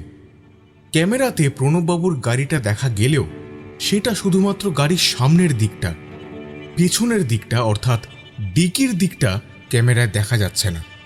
তাই কেউ যদি ওই সময় গাড়ির ডিকিতে এসে বসেও থাকে সেটা দেখা যাবে না। তাই ভিডিওটি দেখেও তারা নিশ্চিন্ত হতে পারল না। আসার সময় ভিডিও ফুটেজের একটা কপি তারা তাদের সাথে করে নিয়ে এলো। তারপর শতরূপ বলল, আচ্ছা, একটা প্রশ্ন ছিল। বলুন। আপনার দোকানের আশেপাশে কোথাও সিমেন্টের কাজ হচ্ছে? প্রশ্নটা শুনে দোকানদার কিছু মনে করার চেষ্টা করলেন, তারপর ভেবে নিয়ে বললেন, সিমেন্টের কাজ বলতে আমার দোকানের পেছনের দিকে একটু দূরেই একটা ফ্ল্যাট তৈরি হচ্ছে, ওখানেই সিমেন্টের কাজ হচ্ছে। বেশ, অনেক ধন্যবাদ। দোকান থেকে দুজনেই বেরিয়ে এলো। তারপর সুদীপ স্যার বললেন, যতগুলো জায়গার নাম প্রণববাবু বলেছিলেন তার মধ্যে এই একটা জায়গায় সিমেন্টের কাজ হওয়ার কথা জানা গেছে। কি করবেন, একবার জায়গাটা দেখে আসবেন? অবশ্যই, জায়গাটা একবার খুব ভালো করেই দেখতে হবে। মেয়েটা ওখানেই ছিল কিনা সেটাও জানতে হবে। এরপর দুজনেই সেই ফ্ল্যাটের দিকে এগিয়ে গেল। কিছুটা দূর যাওয়ার পরই দেখা গেল অনেক লোক কাজ করছে। সামনে এগিয়ে গিয়ে একজন মজুরকে সুদীপ স্যার জিজ্ঞাসা করলেন, শোনো। বলুন বাবু। এই ফ্ল্যাটটাকে তৈরি করছে জানো কিছু? না বাবু, তবে ম্যানেজার আছে, উনি বলতে পারবেন। ওনাকে কি আমি দেখিয়ে দেব? সুদীপ একবার শতরূপের দিকে তাকালো। শতরূপ মাথা নাড়িয়ে সম্মতি দিলে সুদীপ স্যার বলেন, হ্যাঁ, ডাকো। আপনারা কি ফ্ল্যাট কিনবেন? এবার সুদীপবাবুকে উত্তর দিতে না দিয়েই শতরূপ বলে উঠল, হ্যাঁ, ওই জন্যই তো দেখা করতে চাইছি। আচ্ছা আচ্ছা। এরপর মজুরটা ভেতরের দিকে যায়। কিছুক্ষণ পর ফিরে এসে বলে, ম্যানেজার বাবু আপনাদের ডাকলেন, চলুন আমি নিয়ে যাচ্ছি। মজুরটা এবার পথ দেখিয়ে সুদীপ স্যার আর শতরূপকে ভেতরের দিকে নিয়ে গেল। দুজনেই চারপাশটা খুব ভালো করে দেখছিল। এখনো কাজ শেষ হয়নি, চলছে। তারপর ম্যানেজারের কাছে নিয়ে গেলে ম্যানেজার খুব খাতির করে দুজনকে চেয়ারে বসতে বললেন। ম্যানেজার বলেন, বলুন আপনাদের জন্য আমি কি করতে পারি? হ্যাঁ, করতে পারবেন তো। দেখুন, আমি একজন পুলিশ অফিসার, আর আমি আর উনি দুজনেই দুটো ফ্ল্যাট কিনবো। এই যে আমার আইডি। তাহলে যেটা বলছি। সুদীপ স্যার কিছু বলার আগেই শতরূপ বলল, আসলে স্যার, আমাদের দুটো ফ্ল্যাটের দরকার। খবর পেলাম এখানে ফ্ল্যাট তৈরি হচ্ছে, তাই চলে এলাম। জানেনই তো, ফ্ল্যাট তৈরি হয়ে গেলে তো সঙ্গে সঙ্গে বিক্রি হয়ে যায়, তাই আমরা আগেই চলে এসেছি। না না ঠিক আছে, তা কি নেবেন বলুন, চা না কফি? কিচ্ছু না, শুধু চারপাশটা একটু ঘুরে দেখতাম। ফ্ল্যাট নেব, তাই একটু দেখে নিলে আর কি ভালো হতো। সে তো বটেই। চলুন তাহলে চারপাশটা ঘুরিয়ে দেখাই। বলছি, ফ্ল্যাটটা কে তৈরি করছেন? সে তিনি আছেন একজন বড় ব্যবসায়ী। যেদিন ফ্ল্যাটের পেমেন্ট করবেন সেই দিন উনি আসবেন, সেদিনই দেখা হয়ে যাবে। বেশ বেশ বেশ। এরপর ম্যানেজার ফ্ল্যাটগুলো ঘুরিয়ে ঘুরিয়ে দেখাতে শুরু করলেন, কিন্তু ফ্ল্যাটগুলো সম্পূর্ণ হয়নি, এখনও দরজা জানালাও লাগানো হয়নি। তা দেখেই দুজনে বুঝল যে এখানে কোনোভাবেই মেয়েটিকে আটকে রাখা সম্ভব নয়। তারপর কথায় কথায় শতরূপ জিজ্ঞাসা করে, বলছি, আন্ডারগ্রাউন্ড আছে নাকি? হ্যাঁ, ওই গাড়ি রাখার জন্য করা হয়েছে। আসলে কি বলুন তো, এই জায়গা তো নেই কোথাও, তাই সব কিছু এই জায়গাতেই করা হয়েছে। তাহলে সেটাও দেখিনি। ওটাও দেখবেন? বেশ, তাহলে চলুন। এবার ম্যানেজার দরজা খুলে ফ্ল্যাটের একেবারে নিচের জায়গাগুলো ভালো করে দেখালেন। খুব ভালো করে চারিদিক দেখেও কিছুই নজরে পড়ল না। এবার ফ্ল্যাটের পেছনের দিকটা খুব ভালো করে দেখল তারা। পেছনের দিকটা আগাছায় ভরা। শতরূপ জিজ্ঞাসা করল, এদিকে এরকম আগাছা কেন? ওদিকে কি আছে? ওদিকে তেমন কিছু নেই, কিছুদিনের মধ্যে আগাছা পরিষ্কার করা হবে। এ কথা শুনেই দুজনেই ওপাশের দিকটা ভালো করে দেখার চেষ্টা করল, কিন্তু কিছুই দেখা গেল না। শতরূপ সুদীপ স্যারের কানের কাছে গিয়ে বলল, স্যার, এখানে তো কিছুই পাওয়া গেল না, আমাদের ওদিকটাই গিয়ে দেখতে হবে, যদি কোনো ক্লু পাই। আচ্ছা, চলুন তবে। ম্যানেজার দেখল দুজনেই কিছু কথা বলছে, তাই দেখে সে বলল, কিছু অসুবিধা স্যার? না না, কোনো অসুবিধা নেই। আজ আমরা আসছি, দুদিন পরে এসে সব কিছু ফাইনাল করে যাব। Okay sir. এরপর দুজন ফ্ল্যাট থেকে বেরিয়ে এসে একটু ঘুরে ওই ফ্ল্যাটের পেছনের যে আগাছা আছে সেই দিকে গেল। তারা চারপাশে তাকিয়ে দেখতে শুরু করল। এমন সময় শতরূপের চোখ গেল দূরে একটা চায়ের দোকানের দিকে। দোকানের লোকটি তাদের দিকেই তাকিয়ে আছে। শতরূপ সুদীপ স্যারের কানে কানে সে কথাই বলল। সুদীপ স্যার আর শতরূপ এবার চায়ের দোকানের সামনে গিয়ে দাঁড়ালো। দোকানে তখন কেউ ছিল না, তাই সুদীপ স্যার জিজ্ঞাসা করলেন, 2 দিন আগে ওই আগাছাগুলোর কাছে কোনো মেয়েকে দেখেছিলেন আপনি? প্রশ্ন শুনে দোকানদার চুপ করে রইলেন। তবে ওনার মুখ দেখে স্পষ্টই বোঝা যায় যে উনি কিছু তো জানেন, হয়তো ভয় বলছেন না। সেই মধ্যেই বয়স্ক মানুষটিকে সুদীপ স্যার আবার জিজ্ঞাসা করলে তিনি তখনও চুপ করে থাকেন দেখে শতরূপ এবার বলে ওঠে, কাকু, তুমি সত্যিটা বলতে পারো, আমরা পুলিশের লোক, তোমার কোনো ভয় নেই, তোমার কোনো বিপদ হবে না। শুধু এটুকু বলো যে তুমি কি 2 দিন আগে কিছু দেখেছিলে, কোনো মেয়েকে দেখেছিলে? এবার সেই মধ্যবয়স্ক লোকটি বলল, আমি কিছু জানি না। কিচ্ছু দেখোনি? না। সত্যি করে বলুন। বললাম তো কিছু দেখিনি। এরপর সুদীপ স্যার হয়তো আরো কিছু বলতে যাচ্ছিলেন, কিন্তু শতরূপ তাকে আটকে দিল। তারা দুজনেই সেখান থেকে বেরিয়ে একটু দূরে এসে দাঁড়ালো। শতরূপ বলল, জোর খাটিয়ে কিচ্ছু হবে না, অন্যভাবে জানতে হবে। কিন্তু কিভাবে? সেটা আমার উপর ছেড়ে দিন। বেশ, আপনি যেটা ভালো বুঝবেন। তাহলে এখন কি করবেন? চলুন এখন ফিরে যাই, পরের দিকটা আমি সামলে নেব। শতরূপের কথা মতো সুদীপ স্যার আর কোনো কথা বললেন না। গাড়িতে উঠে বসেছেন এমন সময় ওনার ফোনটা বেজে উঠল। দেখলেন হাসপাতাল থেকে ফোন করেছে, তাই সঙ্গে সঙ্গে রিসিভ করলেন তিনি। ওপাশের কথা শোনা গেল না, তবে ফোন কেটেই সুদীপ স্যার বললেন, হাসপাতালে যেতে হবে। কেন? মেয়েটার জ্ঞান ফিরেছে, তবে অবস্থা ভালো নয়, কিছু কথা বলতে চায় সে। আপনি কি যাবেন আমার সাথে? অবশ্যই, চলুন।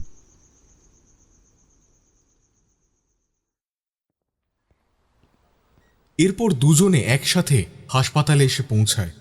সোজা যায় মেয়েটির কেবিনে। সেখানে দেখা যায় মেয়েটির মুখে অক্সিজেন মাস্ক। মনিটরে দেখা গেল খুব ধীরে হৃৎপিণ্ড চলছে। সুদীপ স্যার আর শতরূপ এগিয়ে গেল মেয়েটির দিকে। মেয়েটির কানের কাছে ডাক্তার বললেন, পুলিশ এসেছে, তুমি কি বলতে চেয়েছিলে বলতে পারো। ডাক্তারের কথা শুনে মেয়েটি আস্তে আস্তে চোখ খুলল। তারপর খুব ধীর কণ্ঠে কিছু কথা বলছিল, তবে স্পষ্ট কিছু শোনা যাচ্ছিল না। তাই শতরূপ নিজের কানটা মেয়েটির মুখের কাছে নিয়ে গিয়ে কথাগুলো শোনার চেষ্টা করে। মেয়েটি বলে, আমি একান্তে পুলিশকে কিছু কথা বলতে চাই।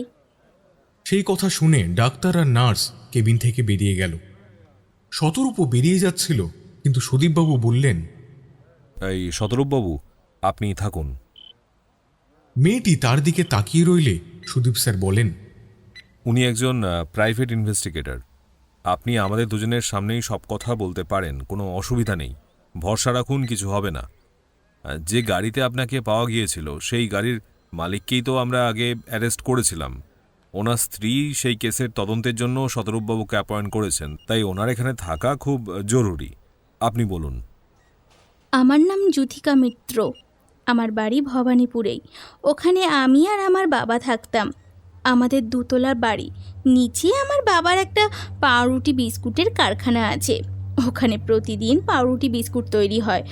অনেকে কাজ করে, যারা কাজ করে তারা আমাদেরই বাড়িতে থাকে। কারখানার এদিকে তাদের থাকার ব্যবস্থা করা আছে। বেশ কয়েকদিন আগে কয়েকজন ওদের দেশের বাড়ি যায়, আর তাদের বদলে ওরাই কয়েকজন ছেলেকে কারখানার কাজে রেখে যায়। বেশ চলছিল সব কিছু, জানেন। তবে আমি কয়েকদিন লক্ষ্য করি কারখানায় কিছু ছেলে বেশ অনেকটা রাতের দিকে কারখানা থেকে বেরিয়ে কোথায় যেন একটা যায়। কোথায় যেত আমি জানতে পারিনি। একদিন ভাবলাম ফলো করব, তাই করলামও। আর ফলো করতে করতে দেখতে পেলাম ওরা আমাদের পাড়ার যে মসজিদটা আছে না, ওখানে হেঁটে যাচ্ছে। চারপাশটা খুব শুনশান। ওরা কেন ওখানে গিয়েছিল সেটা জানতে খুব ইচ্ছা হলো, তাই সন্তর্পণে আমি ভেতরে চলে গেলাম। চারপাশটা খুবই অন্ধকার ছিল, সাথে মসজিদের ভেতরেও অন্ধকার ছিল। আমি জানালার নিচে দাঁড়িয়ে রইলাম, ভেতরের কথা শোনার চেষ্টা করলাম। আর যা শুনলাম তাতে আমি আমার নিজের কানকেই বিশ্বাস করতে পারছিলাম না। কি শুনেছিলেন? ওরা শহরের আতঙ্কবাদী হামলা করতে চাইছে। সে কথা শোনার পর আমি আর ওখানে দাঁড়িয়ে থাকতে পারিনি। ভয়ে দৌড়ে আমি বাড়ি চলে এসেছিলাম। নিজের ঘরে গিয়ে ঘুমিয়েও পড়েছিলাম। সকালে বাবার ডাকে ঘুম ভাঙলো, কিন্তু কাল রাতের কথা মনে করে আবারও ভয় হলো। একবার ভাবলাম বাবাকে সবটা বলি, কিন্তু তারপর ভাবলাম ওরা তো খুবই সাংঘাতিক মানুষ, আর সবথেকে বড় কথা আমার কাছে কোনো প্রমাণ ছিল না। ঠিক করলাম প্রমাণ জোগাড় করব। সেই মতো ওদের ওপর নজর রাখা শুরু করলাম। একদিন ওরা সবাই যখন কাজ করছিল, তখন আমি ওদের ঘরে যাই। তারপর ওদের ব্যাগ চেক করতে শুরু করি। তারপর চেক করে দেখতে পেলাম একটা নকশা, সেখানে কয়েকটা জায়গায় লাল রঙের ক্রস চিহ্ন দেয়া আছে। আমার বুঝতে অসুবিধা হলো না ওরা ওই সব জায়গাতেই হামলা করবে, তো কবে কখন সেসব কিছুই জানতাম না। তাই নকশাটার একটা ছবি আমার ফোনে তুলে নিই। তারপর ওদের ঘর থেকে বেরিয়ে আসি। রাতের বেলায় আবারও ওদের পিছু নেই। সেদিন আমি জানতে পারি ওরা কোথায় কোথায় বোম ব্লাস্ট করবে আর কবে করবে। সেদিন আমি আমার ফোনে একটা ভিডিও তুলে নিই। বাড়ি ফিরে আসি, বাড়িতে এসে ওই ভিডিও আর ওই নকশাটা একটা চিপে সেভ করলাম। তারপরে ভাবলাম চিপটা কাকে দেওয়া যায়। একবার ভাবলাম পুলিশের কাছে গিয়ে এটা দিয়ে আসবো, কিন্তু তারপরে ভাবলাম পুলিশ যদি এসবে জড়িত থাকে তখন তো আরও বিপদ।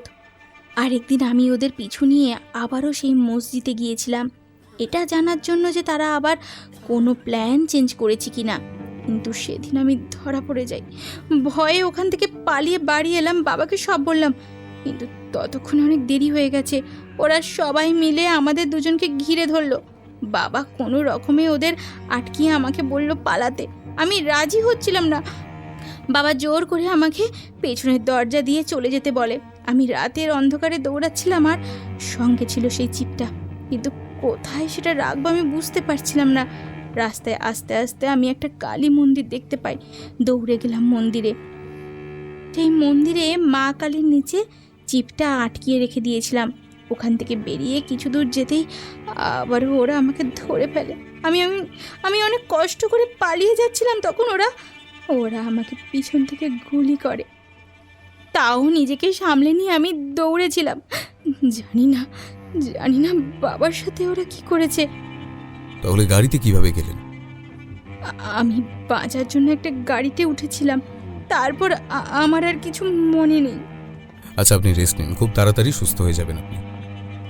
ডাক্তারকে বলে জ্যোতিকার আরও চিকিৎসা চলে। ওকে রেস্ট নেওয়ার জন্য ঘুমের ইঞ্জেকশন দেওয়া হয়। শতরূপ আর সুদীপ স্যার বাইরে বেরিয়ে আসেন। একটু সাইডে দাঁড়িয়ে সুদীপ স্যার বলেন, তাহলে প্রণববাবু সত্যি এসবের সাথে জড়িত নন। এবার তো সেই চিপ আমাদের উদ্ধার করতে হবে। না জানি তারা আর কি কি প্ল্যান করে রেখেছে। হ্যাঁ, চলুন। ডাক্তারকে বলে আসে যেন জ্যোতিকার কোনো অসুবিধা না হয়, প্রপার চিকিৎসা যেন চলে। সেই সাথে পুলিশের পাহারা আরও বাড়ানো হয়, কারণ জ্যোতিকাই একমাত্র সাক্ষী। একবার যখন তার উপর হামলা হয়েছে তখন আরও হতে পারে, তাই আরও 2 জন কনস্টেবল তার কেবিনের বাইরে বহাল করা হলো। ওদিকে সুদীপ স্যার আর শতরূপ বেরিয়ে পড়ল সেই মন্দিরের উদ্দেশ্যে। সেখানে গিয়ে মা কালীর কানের পেছন থেকে সেই চিপ উদ্ধার করা হয়। আর এমন সময় কোথা থেকে বেশ কয়েকজন ছেলে মুখে মাস্ক পরে তাদের সামনে এসে দাঁড়ায়।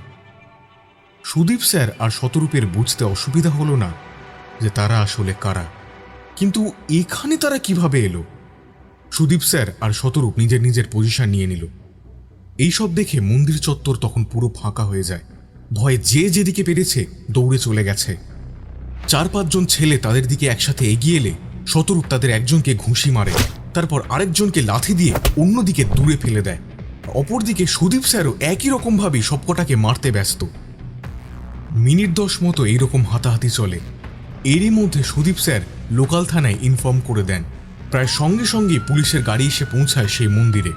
তারপর অ্যারেস্ট করে সেই ছেলেগুলোকে নিয়ে চলে যায়। সুদীপ স্যার আর শতরূপ এত মারামারি করে হাঁপিয়ে উঠেছিল, তাই কিছুক্ষণ সেখানেই বসে তারা জিরিয়ে নেয়। বেশ খানিকক্ষণ বাদে তারা থানায় ফিরে আসে। থানায় এসে চিপটা ল্যাপটপের মধ্যে দিয়ে দেখার চেষ্টা করল তারা। জ্যোতিকার কথা অনুযায়ী চিপে একটা ভিডিও আর একটা ম্যাপ, কলকাতার ম্যাপ, যেখানে জায়গায় জায়গায় লাল রঙের ক্রস চিহ্ন দেওয়া আছে। সেটা দেখে তাদের আর বুঝতে বাকি রইল না যে কোথায় কোথায় এই মারাত্মক খেলা শুরু করবে তারা। এবার সেই ভিডিও দেখে তারা তারিখের কথা জানতে পারল। শতরূপ বলে উঠল, স্যার, একটা ডেট কিন্তু কালকের, এবার কি করবেন? সেটাই তো বুঝতে পারছি না। কমিশনার স্যারকে সবটা বলতে হবে। স্যার, আমাদের যা করার তাড়াতাড়ি করতে হবে। হ্যাঁ, একদম। এরপর সুদীপ স্যার আর শতরূপ দুজনে মিলে কমিশনার স্যারের সাথে দেখা করতে যায়। দুজনে মিলে সব ঘটনা কমিশনারকে বলে। রাতের মধ্যেই একটা টিম গঠন করা হলো। সিদ্ধান্ত নেওয়া হলো আজ রাতেই অপরাধীদের ধরতে হবে। সেই মতো রাত যখন মধ্য, ঘড়ির দিকে তাকিয়ে দেখল শতরূপ। দেখল সেখানে রাত 2টো পেরিয়েছে। সুদীপ স্যারকে রেডি হতে বলে সে। তারপর 10 জনের একটা টিম নিয়ে 4টে গাড়ি করে তারা মাঝরাতে জ্যোতিকার বলা মসজিদে গেল। রাতের অন্ধকারে সম্পূর্ণ মসজিদ পুলিশ ঘিরে ধরল। হঠাৎ করে দরজা ভেঙে কিছু পুলিশ ভেতরে প্রবেশ করল। সাথে ছিল সুদীপ স্যার। অন্যদিকে শতরূপ বাইরে পাহারা দিচ্ছিল, যেন কেউ পালিয়ে যেতে না পারে। কিন্তু এ কি, সম্পূর্ণ মসজিদ ফাঁকা, তেমন কেউ নেই, শুধু মৌলানা সাহেব ছিলেন। রাতের অন্ধকারে এমনভাবে এতগুলো পুলিশকে দেখে তিনি খুবই অবাক হন। কারণ জানতে চাইলে তারা কি বলবে বুঝতে পারে না। পরিস্থিতি নিয়ন্ত্রণে রাখার জন্য সুদীপ স্যার বললেন, মাফ করবেন মৌলানা সাহেব, আসলে আমাদের কাছে খবর ছিল এই মসজিদে কিছু আতঙ্কবাদী ডেরা বেঁধে আছে, তাই আমরা এসেছিলাম, কিন্তু এখানে এসে দেখছি খবরটা ভুল। সুদীপ স্যার আর শতরূপ বাইরে বেরিয়ে এলো। গাড়ির মধ্যে বসে সুদীপ স্যার বলে উঠলেন, এটা কিভাবে হলো? ওরা কিভাবে আমাদের পদক্ষেপের কথা জানতে পারলো? স্যার, এটা আমাদেরই ভুল, কারণ ওরা জেনে গেছে যে আমরা সবটা জানি। এমন সময় তাহলে তাদের আন্ডারগ্রাউন্ড করার ব্যবস্থা করবে, কিন্তু এত তাড়াতাড়ি ওরা কোথায় যেতে পারে? বাকি মসজিদগুলোতে কি তল্লাশি চালাতে হবে? না শতরূপ, এমনটা করলেই খবর চারিদিকে ছড়িয়ে পড়বে। তাতে সমস্যার সমাধান তো হবেই না, বরং সমস্যারও বাড়তে পারে। তাহলে এখন আমরা কি করব? আমার মতে এখন ফিরে যাওয়াই শ্রেয়। মুখটা বেজার করে শতরূপ গাড়িতে চেপে বসল। মাথার মধ্যে তখন একটাই প্রশ্নের উত্তর সে খুঁজে চলেছে, তারা গেল তো গেল কোথায়? আর এমন সময় হঠাৎ করেই তার কিছু একটা মনে পড়তেই চলন্ত গাড়ি থেকে ঝাঁপিয়ে পড়ল সে। সুদীপ স্যার খুবই ঘাবড়ে গেলেন, গাড়ি থামিয়ে জিজ্ঞাসা করলেন, কি করছেনটা কি? রানিং গাড়ি থেকে এভাবে নেমে পড়লেন? কোনো বিপদ হলে কি হতো বলুন তো? বিপদ হবে না, আমার মাথায় একটা খটকা লাগছে। আমি যাচ্ছি, আপনি এক কাজ করুন, গাড়িগুলো নিয়ে এই এলাকা থেকে বেরিয়ে মেন রাস্তায় দাঁড়াবেন। আমি ফোন করলে গাড়িগুলো ওখানেই রেখে 8 জন পুলিশ কর্মীদের নিয়ে পায়ে হেঁটে এলাকায় ফিরে আসবেন। আর হ্যাঁ, মনে থাকে যেন কেউ যেন টের না পায় যে আমরা আবার ফিরে এসেছি। বুঝতে পারছেন আমি কি বলছি? সেটা না হয় বুঝতে পারছি, কিন্তু আপনি কি করতে চাইছেন আর যাচ্ছেন কোথায়? এখনই সেটা বলতে পারবো না, যা বললাম তাই করুন। এরপর সুদীপ স্যার শতরূপের কথা মতো পুলিশের গাড়ি নিয়ে এলাকা থেকে বেরিয়ে যান। মেন রাস্তায় এসে গাড়ি দাঁড় করান, তারপর ফোনের দিকে তাকিয়ে বসে থাকেন। টেনশনে খুবই ঘামছেন সুদীপ স্যার। শতরূপ যে কি করতে চলেছে তা তিনি বুঝে উঠতে পারছেন না। ইতিমধ্যে সুদীপ স্যারের ফোনটা টুং করে শব্দ করে উঠল। দেখতে পেলেন শতরূপ একটা লোকেশন পাঠিয়েছে, সাথে ছোট একটা মেসেজ যেখানে লেখা আছে, যা বলেছি তাই করুন, খুব সাবধানে এই লোকেশনে চলে আসুন। শতরূপের কথা মতো সুদীপ স্যার 8 জন পুলিশ কর্মীদের নিয়ে জ্যোথিকাদের বাড়ির সামনে এসে পৌঁছালেন। আস্তে আস্তে সবাই মিলে বাড়িটা ঘিরে ধরল। এমন সময় শতরূপ বাইরে বেরিয়ে এসে সুদীপ স্যারকে বলল, যাদের খোঁজে আমরা রাতের ঘুমকে বলি দিয়েছি তারা এখন নিশ্চিন্তে ঘুমোচ্ছে। চলুন এবার ঘুম ভাঙানোর ব্যবস্থা করা হোক। আপনি শিওর এখানেই সবাই আছে? 100%। এবার খুব সন্তর্পণে দরজার লক খুলে একে একে সব অফিসার রিভলভার হাতে ভেতরে প্রবেশ করলেন। তারপর সবাই কিছু বুঝে উঠবার আগেই সবার মাথায় পুলিশ রিভলভার তাক করল। গ্রেপ্তার করা হলো সবাইকে। ভোরের আলো ফোটার সাথে সাথেই সমস্ত অপরাধীদের থানায় নিয়ে আসা হলো। এই খবর ছড়িয়ে পড়তে খুব একটা বেশি সময় লাগলো না। টিভি নিউজ রিপোর্টাররা থানায় হাজির হলো। সেই সাথে মসজিদের মৌলানা সাহেবকেও পুলিশ অ্যারেস্ট করে। তদন্ত শুরু হয়। ওদিকে প্রণববাবুকে ছেড়ে দেওয়া হয়। এই ঘটনার পর পুলিশ কমিশনার প্রেস কনফারেন্স ডেকে সব নাশকতার কথা সাধারণ মানুষকে জানায়। টিভি নিউজ চ্যানেলে সারাক্ষণ শুধু এই খবরই দেখানো হয়। 2 দিন বাদে দিশা আর প্রণববাবু শতরূপের সাথে দেখা করতে আসে। সবাই খুব খুশি হয়েছে। সাথে দিশা শতরূপের বাকি পারিশ্রমিক দিতে গেলে শতরূপ মানা করে। তখন দিশা বলে, বোন কিছু দিতে চাইলে দাদার কিন্তু সেটা মানা করা একদম উচিত নয়। কথাটা শুনে শতরূপের চোখে জল চলে আসে, কিন্তু সেই চোখের জল সে কাউকে দেখতে দেয়নি।